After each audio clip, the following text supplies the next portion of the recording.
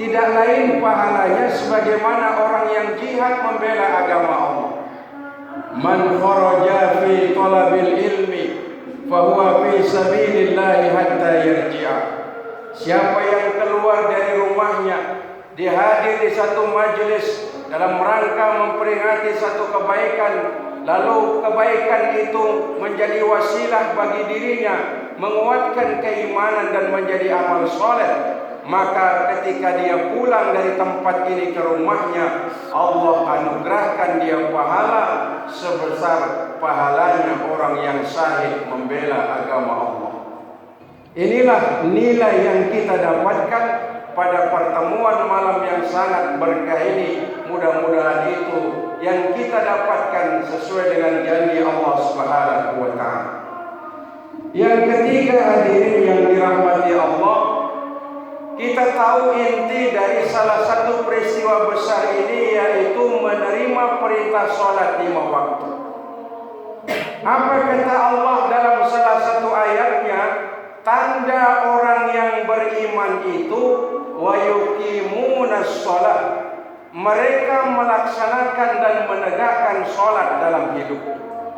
Muslim yang baik di tengah-tengah kesibukan duniawi, mungkin sibuk karena urusan masing-masing, karena sibuk dengan berbagai hal yang berkaitan dengan apa yang kita hajatkan dalam hidup, kesusahannya, kebahagiaannya tidak menghalangi ibadah, khususnya ibadah sholatnya. Itulah bagian dari ciri mukmin yang sesungguhnya dalam pandangan Allah Subhanahu wa ta'ala. Kita tahu sholat yang 5 waktu ini diperjuangkan oleh baginda Rasul Muhammad sallallahu alaihi wasallam pada saat 10 tahun kenabian. Pada waktu itu usia baginda Rasul Muhammad sallallahu alaihi wasallam 50 tahun.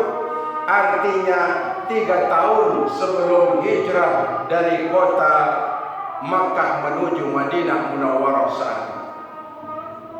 Hakikatnya sholat 5 waktu yang kita diperintahkan oleh Allah, maknanya 50 dari yang sesungguhnya diperintah oleh Allah kepada kita. Tapi dibulatkan menjadi 5, setiap waktu zuhur misalnya dibulatkan menjadi 1 waktu, kita akan mendapatkan 10 pahala. Kalau dia menjadi 5 waktu, maka Allah berikan sekitar 50 pahala adanya. Apa nilai yang kita bisa ambil dari pelaksanaan ibadah sholat 5 waktu?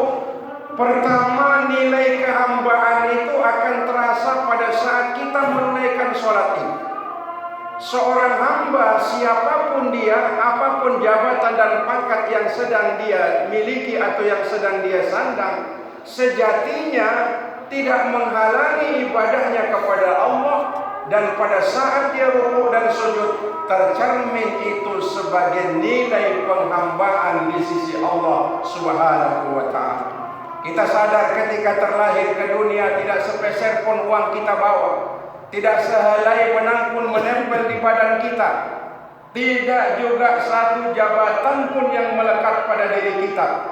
Sebagaimana kita terlahir dalam kondisi telanjang, pun juga kita kembali menghadap Allah dalam suasana dan keadaan juga telanjang. Nilai ketaatan sholat 5 waktu menjadi satu bagian terpenting dari ketaatan kita kepada Allah. Bahkan diriwayatkan dalam salah satu hadis baginda Rasul sallallahu alaihi wasallam menjelaskan kepada kita, al-farqu bainal muslim wal kafir tarkus salat. Yang membedakan orang itu Islam dan membedakan orang itu kafir kalau dia sudah berani meninggalkan sholat. Sholat inilah yang menjadi pembeda antara yang muslim dengan yang kafir. Oleh karenanya momentum kita